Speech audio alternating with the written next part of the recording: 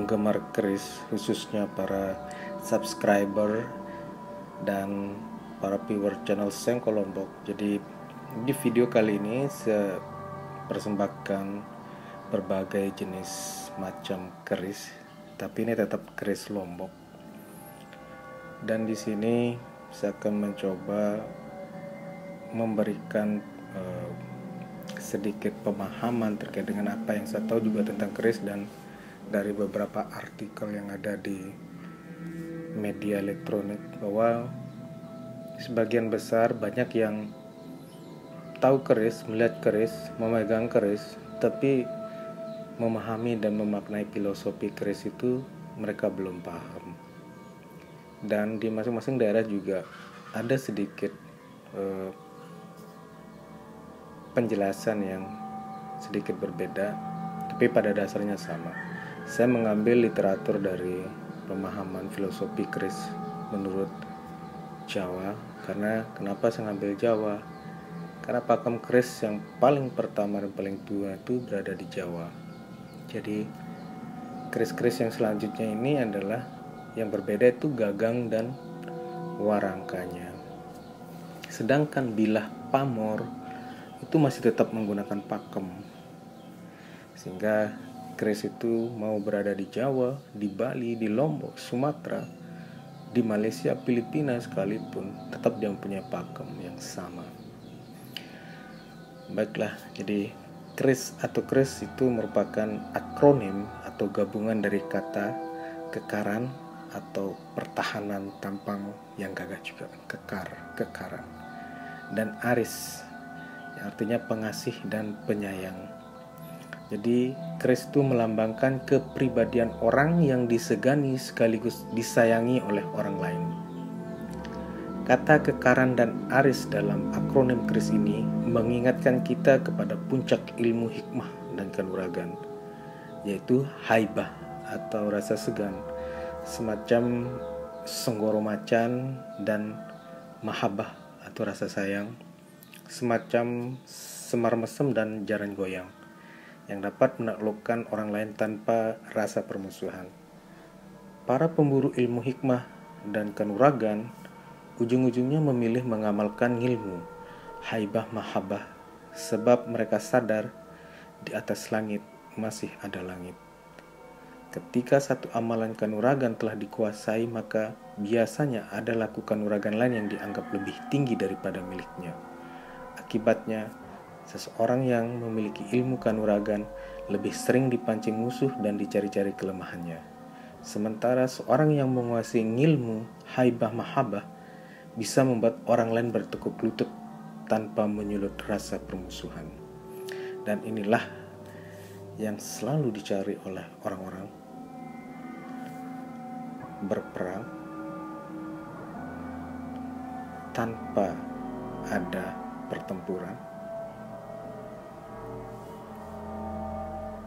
Seperti inilah yang paling sering kita dengarkan juga filosofi dari bagaimana memaknai dari sebuah pusaka ataupun keilmuan seseorang.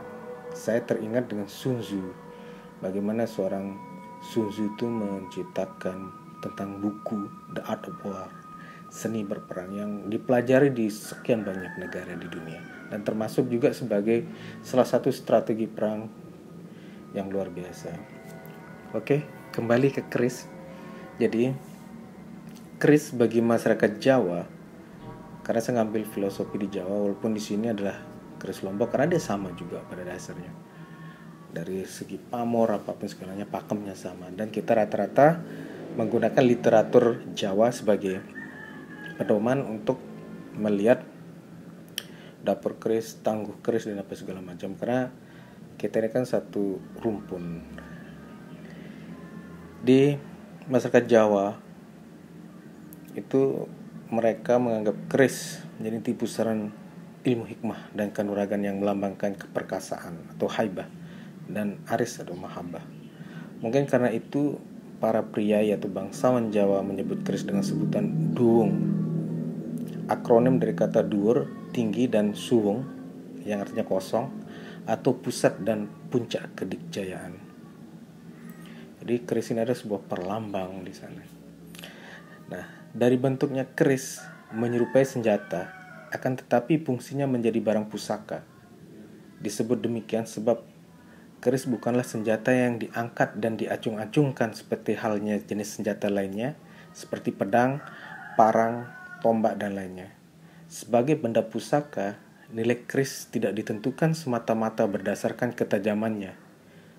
Keris lebih dinilai dari aspek yang terkandung di dalamnya, yaitu bilah berupa benda padat yang ditempa, hulu bentuk dan modelnya dari pangkal ke ujung, dan warangka atau sarung atau wadah keris. Hal inilah yang membedakan keris dengan pusaka sejenisnya, karih bahasa Minangkabaunya, sele bahasa Bugisnya, keris bahasa Bali dan Sasak, Lombok, dan kalis bahasa Thailand. Dari informasi yang terdapat pada relief candi-candi di Jawa Tengah, keris tampaknya sudah dikenal lama oleh masyarakat Jawa. Hanya saja berdasarkan sumber tertulis, keris pada mulanya sebagai senjata perang dalam kitab Arjuna Wiwaha abad ke-11, sebagai senjata potong dalam kitab Sumanasantaka abad ke-12, dan baru pada abad ke-14 keris dijadikan sebagai benda pusaka yang tersimpan dalam wadahnya. Ini dijelaskan di dalam kitab Sutasoma. Berdasarkan catatan sejarah ini, telah terjadi perubahan fungsi keris sebagai senjata menjadi pusaka. Kerajaan Singosari sebelum Kerajaan Majapahit adalah penanda kurun perubahan fungsi keris menjadi benda pusaka.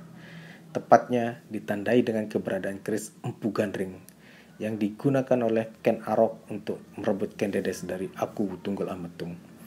Dan legenda ini banyak sekali mempengaruhi dari pemahaman masyarakat selanjutnya terkait dengan bagaimana keris itu sebagai sebuah ageman pusaka dan sebagainya. Keris Empu Gandring adalah benda pusaka yang belum sempurna. Unsur kekaran atau haibah belum seimbang dengan unsur aris atau mahabah dalam kerangka keris. Kekaren lebih dominan dalam keris Empu Gandring. Kekarnya itu lebih dominan, kekarannya. Sedangkan nilai kasih sayangnya atau arisnya lebih dominan dalam rasa syahwat Ken Arok kepada Ken Dedes. Akibatnya, keris Empu Gandring memakan korban hingga 7 turunan. Dan cerita ini memang benar adanya. Jadi sekarang sudah menjadi sebuah legenda. Tapi inilah dasar awal bagaimana keris yang paling fenomenal di Indonesia, terutama di Jawa, itu adalah keris Empu Gandring. Karena catatan sejarah yang pertama yang bagaimana menjadikan keris sebagai unsur dari pembentuk alur cerita itu adalah pada kisah keris Empu Gandring yang dipegang oleh Ken Arok. Pengalaman pahit ini menjadi pelajaran berharga bagi pembuat keris pusaka di era berikutnya untuk menyempurnakan anasir kekaran dan aris pada keris. Di antaranya adalah Empu Supo, ahli keris di akhir masa Kerajaan Majapahit. Perkenalannya dengan Sunan Kalijaga selaku ipar sekaligus gurunya telah menambah wawasannya sebagai pembuat keris pusaka. Ia pernah dipesan membuatkan keris Sunan Kalijaga. Pertama kali Sunan Kalijaga memesan keris untuk memotong hewan kepada Empu Supo dengan bahan dasar berupa tembaga sebiji asam. Tapi yang dihasilkan justru keris Majapahitan berlook 13 yang memancarkan warna kemerah-merahan. Keris ini tidak dijadikan alat sembelih tapi pusaka dengan sebutan keris sengkelat. Di keris sengkelat itu adalah keris berlook 13. Dan keris sengkelat ini ternyata adalah pesanan Sunan Kalijaga berdasarkan literatur yang saya baca ini. Mungkin ada literatur yang lain, versi yang lain yang menjelaskan tentang ini. Silahkan nanti para viewer maupun subscriber channel Songko Lombok untuk memberikan komentar sehingga nanti ini menjadi sebuah diskusi untuk kita pahami bersama dan menambah keilmuan kita dan pemahaman kita, dan ini menjadi ajang silaturahmi kita bagi para penggemar keris. Lalu Empu Supo diberi lagi besi yang berukuran sebesar kemiri Sebelumnya dia diberi seukuran sebiji asam, sekarang sebesar kemiri, buah kemiri. Setelah dikerjakan, jadilah sebelah keris mirip pedang sudut atau seperti golok atau belati. Begitu mengetahui wujud keris yang dihasilkan, Sunan Kalijaga sangat senang hatinya dan dinamakan Kiai Carubuk.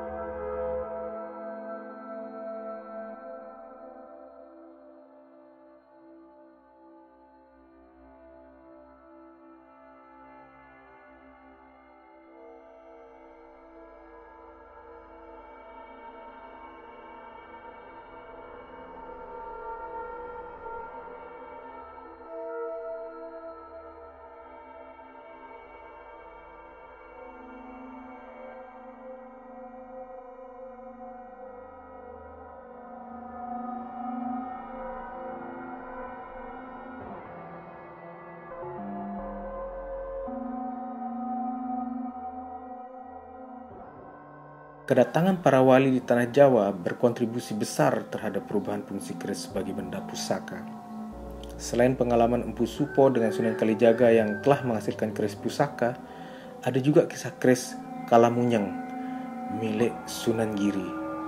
Keris ini mulanya merupakan kalam atau pena yang dipakai Sunan Giri menulis Al-Quran Al-Karim. Suatu saat Sunan Giri kedatangan segerombolan perampok dan untuk mengusirnya beliau melemparkan kalamnya itu sehingga berubah menjadi keris. Dan ampun seperti peluru kendali kemampuannya. Keris dari kalam itu yang disebut keris Kalamunyeng, dari kalam dan berputar sehingga disebut dengan keris Kalamunyeng. Kisah perkerisan di zaman peralihan Hindu-Buddha ke Islam masih diselimuti misteri. Biji yang disodorkan Sunan Kalijaga kepada Empu Supo dan kalam Sunan Giri yang berubah menjadi keris, apakah nyata atau kiasan? Wallahualam bisawab. Tapi kalau memang itu ada bukti, maka itu memang suatu hal yang nyata atau realita, karena karomah daripada sang Sunan dan empu yang ditunjuk oleh beliau. Bisa jadi hal itu merupakan nilai ajaran tasawuf, karena kerangka keris itu ibarat jasad manusia, sedangkan biji yang diberikan Sunan Kalijaga adalah isi hati yang sir atau rahasia. Begitu pula pena Sunan Giri yang berubah menjadi keris. Bisa jadi hal itu menunjukkan arti penting agama dan ilmu pengetahuan yang disimbolkan dengan pena.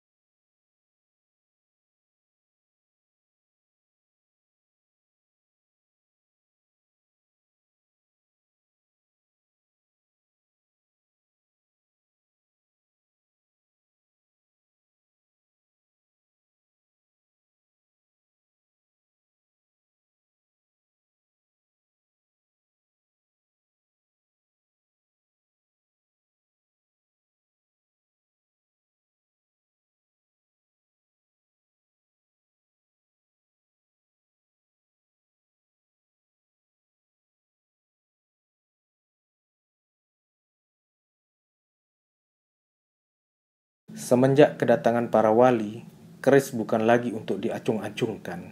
Tak ada lagi tentara kesultanan yang mengangkat senjata dengan menggunakan keris.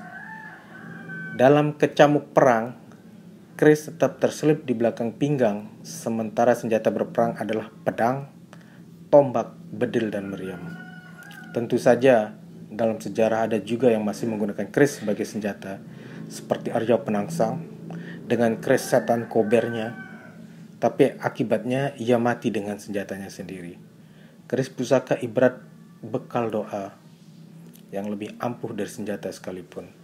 Rasa segan atau kekaran atau haibah dan aris atau kasih sayang atau mahabbah yang tercermin dari simbol keris dapat menaklukkan lawan tanpa balas dendam.